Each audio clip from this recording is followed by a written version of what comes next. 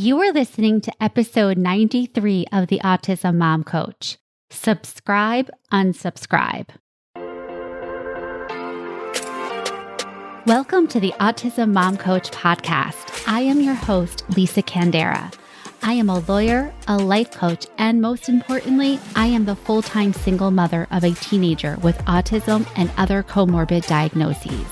I know what it is like to wonder if you are doing enough or the right things for your child and to live in fear of their future. I also know that constantly fueling yourself with fear and anxiety is not sustainable for you or of any benefit to your child.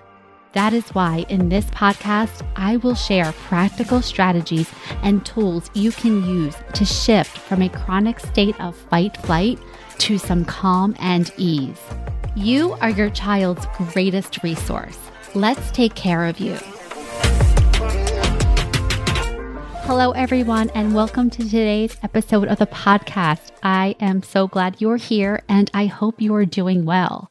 Right now, I am batch recording the episodes that will air in December, and I am making them short and sweet because I know that you are super busy. So this is going to be a really short and sweet episode, and I'm going to be using a concept that we are all so familiar with from social media, from YouTube, from Facebook, you name it. Subscribe, unsubscribe, or follow, unfollow, mute, unfriend, block, however you want to think about these terms. We, in general, in our emails, on social media, we subscribe to things that we want to see and experience, and we unsubscribe or mute or unfollow the people, places, and things that we don't want to see. And on social media and in our email boxes, we have a lot of power to decide what comes into our field of vision by using these buttons. I think this is really important because I am of the view that less is more. And sometimes when we're being bombarded with information from every which way, it just becomes overwhelming. And we don't need more overwhelm in our lives. And I regularly coach my clients on this, especially with social media. I have a lot of clients that will come to the calls and they will feel bummed out because of what they're seeing, other people posting on Instagram or Facebook. It could be all the perfect family pictures for Christmas, or it could be of other families doing activities that my clients are doing with their children, any number of things, but their overall affect is they're just bummed out. And so to this, I say, you get to decide first, whether you're on social media, second, how long you're on it, and third, what you let into your field of vision. You do not have to look at all of the posts that come up. You can mute people, you can unfriend people, you can limit the time that you spend on social media. And I think that this is a really important skill because, look, first of all, social media is like a video game to our kids. It gives us regular dopamine hits, and we get lulled into that scrolling. And before we know it, we're down a rabbit hole. We're feeling like crap. We're comparing ourselves to everyone and everything else that we believe is better than us.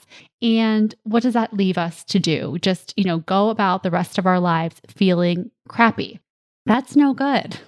So whenever possible on social media, you are the curator of your experience. So be intentional about it. What do you want to see? What don't you want to see? Now, for example, a couple of years ago when I wanted to learn more about OCD, I joined an OCD parenting group online, and I went into that group and I asked a couple of very specific questions. People answered my questions. I got a couple of contact numbers from folks that I did get in touch with about treatments. Now, that can be helpful in some ways, but for me, it reached the point of diminishing returns. I was already well aware that other people had this experience, and it wasn't helpful for me to keep seeing it over and over again, so I decided to mute it. This is not an affront to this page. It was very helpful to me, but in this moment where I am right now, it's not helpful to me to be reading these things. There are also autism Facebook groups about teens with autism. I'm not in them. I've gone into these groups here and there for information that I've searched out and I've gotten out because Facebook groups, now, of course, they are not all made alike. Some are monitored very well. They have administrators that are on top of things, but others are like the Wild West. And again, I just don't want to put myself in a position of consuming information from people I don't know. I don't know their background. I don't know their points of view. And it overall doesn't help me. And so I encourage all of you to be rigorous, to be ruthless in how you curate your social media experience, because it does impact your mental health. Now, I want to stretch this analogy from social media to real life. And how can you apply these principles of subscribe, unsubscribe, mute, unfollow, block, delete? How can you apply these in real life in ways that benefit you? So I think that we can do this. Now, of course, I'm not saying that you are now going to start deleting people out of your life. Nothing like that. But I think that you can take a close look at the people, places, things, the activities, the conversations that you are participating in, and whether or not they are filling you up, whether they are serving you, or whether they are draining you and taking you down. And then whenever you can, you want to add things that fill you up and you want to subtract things that don't. It's a real simple formula, but it's not one I think that we actually practice in real life. I think that we so often put ourselves in situations where we're dealing with people or we're dealing with conversations or experiences where we don't even want to be there, but we feel like we have to. We're people pleasing. We're not setting a boundary. And so then we're in a situation where it's not serving us, it's draining us, and let's not do that. Whenever you can, let's cut that out and let's add things in that bring you joy. This is how you can get to take control of your experience. You can't control the world. You can't control other people, but you can control how you show up and what you show up for. So take an inventory of how you spend your time and start deciding, what can I add and what could I subtract? For example, I limit my social media to business only. I find that when I am mindlessly scrolling through the feeds, it just takes me down too many rabbit holes and it doesn't serve me. And so for the most part, I am on there in the groups that I'm in. I take a look, I participate in those groups, I post my business post, and then I'm out. On the other hand, I have noticed that I do benefit from being around people during the day. For the last 3 years, I basically have been working at home the entire time. But as of September, I've been going back into the office a couple of days a week, and I have realized that that has boosted my mood. And so even when I'm home, on the days that I do work from home, I will take a break for a few minutes each day and I will go to the local coffee shop just to stop in, say hello to the owner. I'll get my cup of coffee. I curate a little library at this coffee shop. And so I'll just take a look at the books. I'll do some rearranging, just little things like that. I'm talking to the people there and I'm around other people. It's a really vibrant atmosphere. It just feels good in there. And that is just like gives me a boost. And so that adds just a little bit more joy to my life. And so I do it. That matters. It matters that you're doing the little things, anything to add joy to your life, to your experience. I have also noticed that exercising helps my mood. So I am resubscribing to exercise, which I have not been the best about in the past couple of months, but I'm resubscribing. And at least 20 minutes a day, I'm going to do some sort of strength training exercise. I'm going to try to walk, just get my body moving so I feel better. Another example of unsubscribing. So whatever the status is with my son, it's always a long story. It's not a story I always want to tell because usually I am going through details with numerous service providers, the insurance company, the advocate, and on and on. And so when my friends ask me about my son, I give them really short answers. And I'll say something like, "Thank you for asking.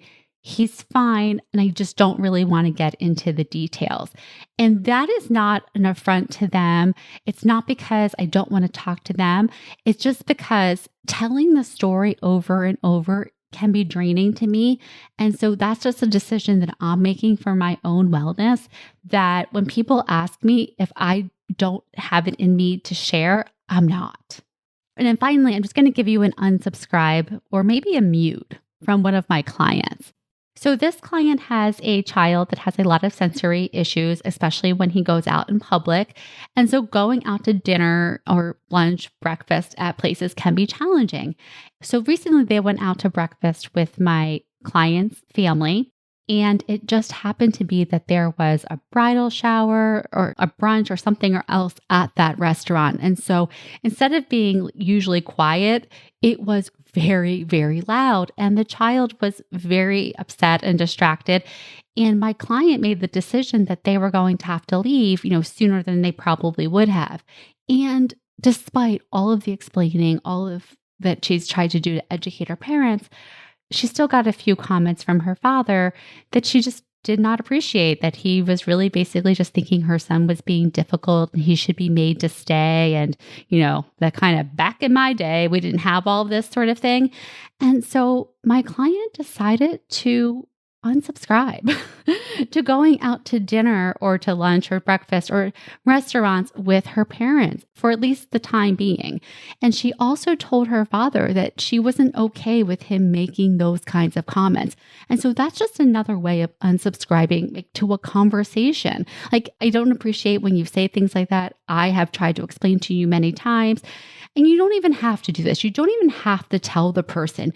You can decide for yourself that you are not going to be in situations like this. And when this happens, that you are going to set a boundary. You are going to unsubscribe. You are going to leave. You are not going to explain yourself. But you get to decide when you're in situations where it's just draining you of energy, you get to decide. And so that's what I want you to practice. Taking a look at the people, places, things, the experiences, the activities of your daily life, and looking for places where you can subscribe to the people, places, things, activities that bring you joy and that fill you up, and where you can unsubscribe or at least mute some of the people, places, and experiences that are not serving you. All right, that is it for today. I hope this was helpful, and I will talk to you next week. Thanks for listening to the Autism Mom Coach. If you are ready to apply the principles you are learning in these episodes to your life, it is time to schedule a consultation call with me. Podcasts are great, but the ahas are fleeting. Real change comes from application and implementation, and this is exactly what we do in my one-on-one coaching program. To schedule your consultation, go to my website, theautismmomcoach.com, work with me, and take the first step to taking better care of yourself so that you can show up as the parent you want to be for your child with autism.